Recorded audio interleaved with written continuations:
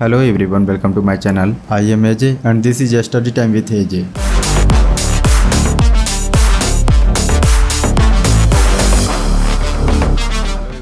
Welcome to our fire safety classes. Today we will learn about what is fire, classification of fire, prevention, hazards and identification. You pay a lot of money with time for this education in different type of institute, but I am trying to give you a basic education of this chapter by this chapter. Before we begin, I would like to share a few statistics to highlight the importance of what we are about to learn. Every day 60 लोग fire से मरते हैं, आग से मरते हैं। सालाना 25,000 India में मरते हैं, जिसमें से 66% वुमेन्स होती हैं। दुनिया की सबसे बड़ी आग 1911 में 25 मार्च को न्यूयॉर्क में लगी, जिसे अब तक का सबसे बड़ी आग माना जाता है, जिसे द ट्रायंगल सर्ट वेस्ट इंडस्ट्री फायर भी कहा जाता है। In this video I am trying to cover all type of fire. Please feel free to ask question at any time and let's make the session interactive and engaging. Together we can create a safer environment for everyone. First question, what is fire? Fire is a combination of three elements. आग क्या है? आग तीन element का एक combination हो। जब तीन एलिमेंट आपस में रिएक्शन करते हैं तो वो फायर बनते हैं। अब फायर का क्लासिफिकेशन, फायर यानी आग का क्लासिफिकेशन किया जाए तो F for find, I for information,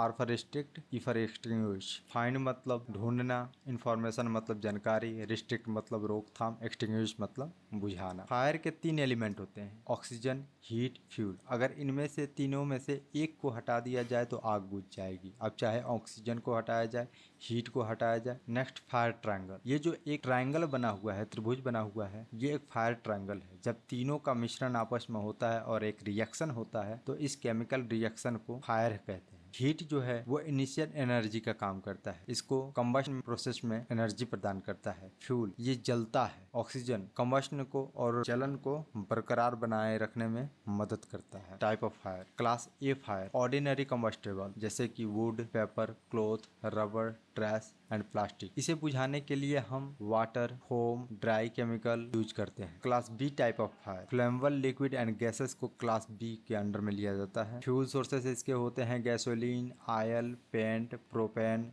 and other flammable liquid gases जैसे एलपीजी या पेट्रोल वगैरह भी। क्लास बी टाइप के फायर को बुझाने के लिए foam, dry chemical powder, carbon dioxide इत्यादि यूज किया जाता है, क्योंकि इसमें वजन होता है इन सारे एक्सटिंग्विशर में और ये आसानी से जल्दी एक्सटिंग्विश कर देते हैं। इलेक्ट्रिकल इक्विपमेंट से निकलने वाले फायर के सोर्सेस होते हैं electrical equipment, keyboard, monitor, anything, broken appliance कोई भी हो सकता है, वायरिंग, सर्किट ब्रेकर इलेक्ट्रिकल से रिलेटेड हो। इसको बुझाने के लिए ड्राई केमिकल यानी DCP dry chemical powder, CO2 इस्तेमाल किया जाता है। इसमें कभी भी भूल करके भी पानी या फोम का इस्तेमाल ना करें, वरना एक बड़े डेंजर का कारण बन सकता है। Class D type fire, combustible metal, जो मेटल जैसे लोहा, magnesium, titanium, potassium, sodium, iron, इन सब चीज़ें जब जलते हैं तो ये दहन पैदा करते हैं यानी कंबस्ट पैदा करते हैं और ये सारे मेटल के अंडर में आते हैं, तो इनके जलने से क्लास डी टाइप की फायर निकलती है और इसको बुझाने के लिए special dry chemical powder use किया जाता है। क्लास डी टाइप के फायर में अगर किसी अदर एक्सटिंग्विशर का यूज करते हैं तो एक बड़े खतरे का बुलावा हो सकता है। Class K, cooking oils, grease, fats typically found in commercial kitchens, जैसे कि बड़े बड़े किचन होते हैं जो कमर्शियल यूज में होते हैं, इन सब में ग्रीस वगैरह भी यूज होते हैं, फैट्स वगैरह भी यूज होते हैं, लेकिन हमारे घर में कुकिंग ऑयल तो यूज होते ही हैं। इससे लगने वाले छोटे से आग को बुझाने के लिए वेट केमिकल का इस्तेमाल किया जाता है, जो ऑक्सीजन और फ्यूल के बैरियर को तोड़ने का काम करता है। नोट, ध्यान रखें हमेशा कि फायर एक्सटिंग्विशर लगातार और बार बार जांच किया गया है और उसके सही चलने के लिए टेस्ट किया गया। फायर से होने वाले हैजर्ड्स के बारे में अब पढ़ेंगे। Burn, inflammability, vision loss, loss of limbs, loss of property, loss of time, air pollution, sound pollution, chemical hazards, different type of health issue. Fire precaution, fire safety equipment, keep fire extinguisher, carbon monoxide detector and fire blanket in your home या workplace. हमेशा extinguisher, carbon monoxide detector और fire blanket काम पर या घर में available होना चाहिए। It can be use to out a small fire if you catch them early। अगर आप किसी भी छोटे आग पर पकड़ बना सकते हैं तो उसे आप तुरंत बुझा सकते हैं। Fire alarm should be available on work site. Emergency plan also should be available on work site. Emergency route and exit toward assembly hall should be cleared। Fire detection and warning system should be available at work site। Fire safety education जैसे कि fire watcher should be available on work site। Beginning of work Ensure that all facilities are available on work site. Fire alarm, emergency plan. In case अगर आग लग गई तो आप भागेंगे कैसे? फायर डिटेक्शन वार्निंग सिस्टम, जब आग लगती है तो एक फायर डिटेक्शन वार्निंग सिस्टम लगा रहता है जो एक डिफरेंट टाइप के साउंड क्रिएट करता है जिससे पता चलता है कि आग लग गई है। Emergency route exist towards assembly hall.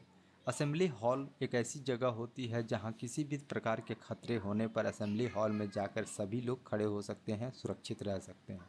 तो वहां तक के जाने के लिए रास्ते और entry exit gate should be clear और रूटेड होना चाहिए जिससे लोग वहां जा सकें।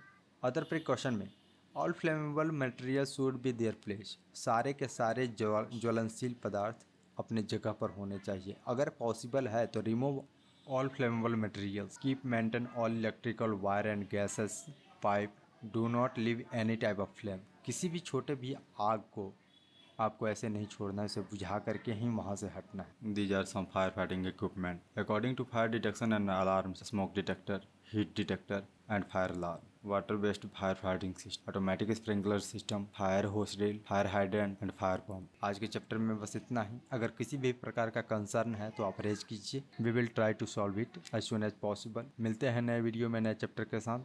तब तक के लिए बी सेफ, कीप सेफ।